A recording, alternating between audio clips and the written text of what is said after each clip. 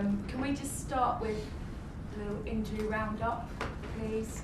Particularly Kepa and Reece James, just in case there's been some sort of miraculous recovery along the way. No miracles, Gail, unfortunately, no. They're progressing well. Reece was outside today having a little jog, but nothing to report in terms of anything else. Jorginho, slight problem with his foot, doubtful for tomorrow. Apart from that, we're pretty much the same group we had. And Kepa? Still unavailable. Unavailable, but available for the World Cup? We'll see. So what's the prognosis on that then? He's got to take it day by day. It's a sort of tear in his plantar fascia, so again, how he responds to pain, how comfortable he feels, but at the moment, not so positive. And just coming back to Reece James, have you put some weeks on that? Not really, no. I think it's just how he responds. We don't want to rush anything. I certainly don't want to put any timescales on it. That's for him and the doctors and the physios. Although he's pretty optimistic, isn't he? Well, everybody, you need to be. Yeah. You spoke a few weeks ago, sort of saying there's not much noise, and you're pretty honest and said, I suspect it might not stay that way very long. Is the normative where you are, what you're doing, and the scrutiny beginning to sort of make itself flash at you in big lights after the weekend's game? No, I'd be lying there if I said to you that I didn't expect it at some point. It's you take this job and you take this challenge on, then of course there's going to be times where it's not a pleasant road, shall we say, and you have to deal with that, and you have to be honest and say, okay, we need to do better, and that's my responsibility, and take that. But I think we've had a 6-week period in the end where we're going to play 13 matches, 8 of them away. It has a toll on everything. Some injuries to some key players. It can get messy. It's part of the process. I've been through it at Brighton, been through it at Swansea, been through it in my club at Sweden. So it is what it is, and that's part of what the job is, to deal with it. You said at some point, did you think you might have had a little bit more breathing space?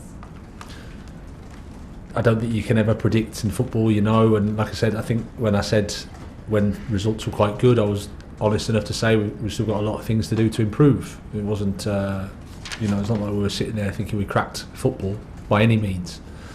You can see from the games, performance-wise, we can improve a lot. That's exciting, but that's also the job, that's also the challenge, and that's what we're looking to do. That's what we're looking forward to the game tomorrow. That's what we're looking forward to the game against Newcastle, because that's where you can learn a lot about each other. How do you approach the game tomorrow, bearing in mind you do have that game against Newcastle, and no Chelsea manager wants to lose 3 in a row, but particularly when you're in that hot seat? Well, you have to. It's not about me or my ego or anything like that. It's about doing what's right for the team, what's right for the club. We have to go to Manchester City and be competitive, because for sure they will be trying to win the game.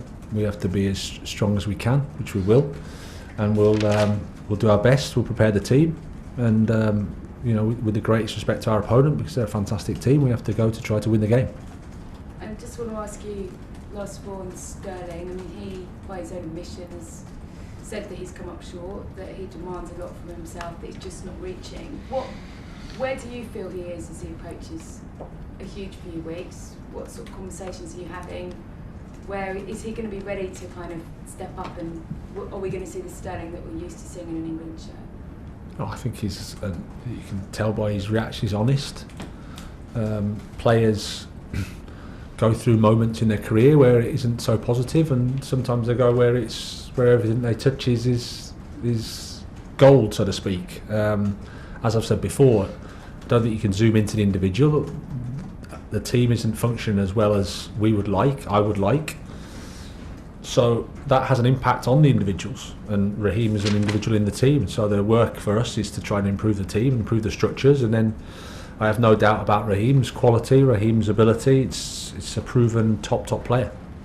And what you've done in the past, and we've spoken about it, is that ability to just kind of nurture. Have you done quite a lot of that in the last few weeks? Been that kind of figure just to draw out, make him believe at such a crucial time in his career?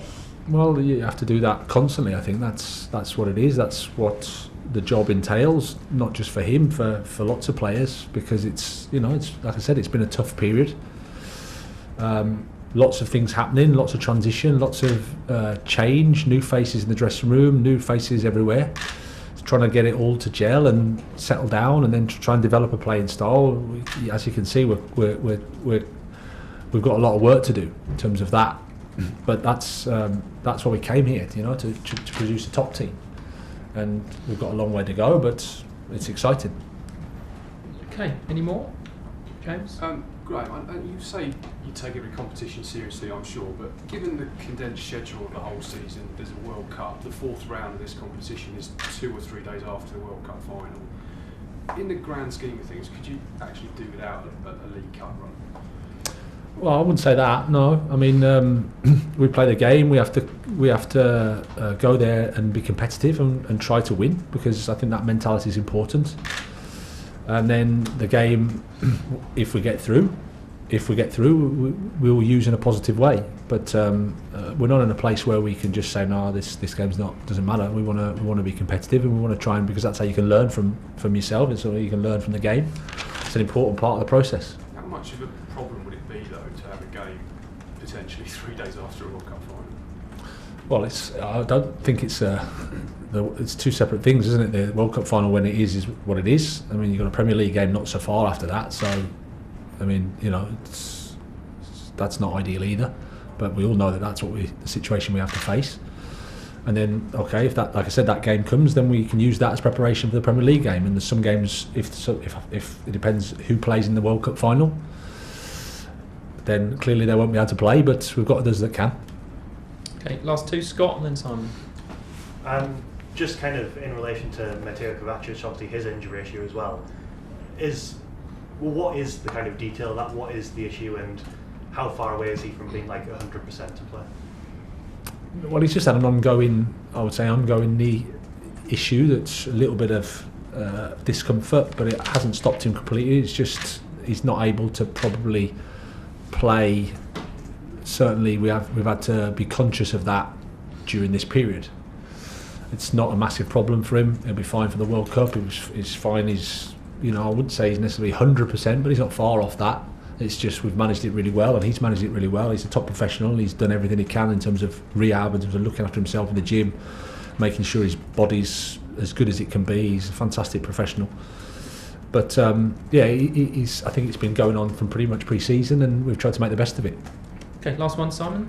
Hi Graham. Has Sunday's result, I know I don't expect you to name the team or whatever, but has it affected your selection for tomorrow at all? That having lost the game on Sunday, you now sort of feel like you've got to play a stronger team than perhaps you would have done? Well, I think that's a bit reactionary. I think you've just got to look at the game on the weekend. Results disappointing, performance was disappointing. We want to do better. We want to play better.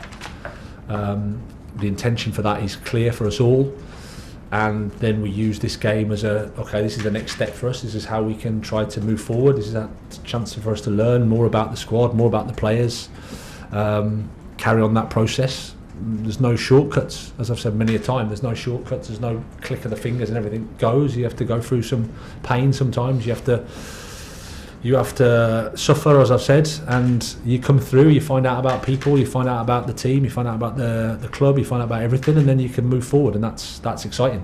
Does that mean, can we expect to see some youngsters tomorrow night, and is Amari Hutchinson one of them, and what do you make of him, given that he was on the bench against Brighton? He's in the squad. Lewis Hall's in the squad. They've impressed. They've been training with us for a while now, and they've got some good qualities, young players that we just need to nurture and take the right steps with. But they'll be in the squad and involved. Okay, that's the end of the broadcast section. Cameras off, please.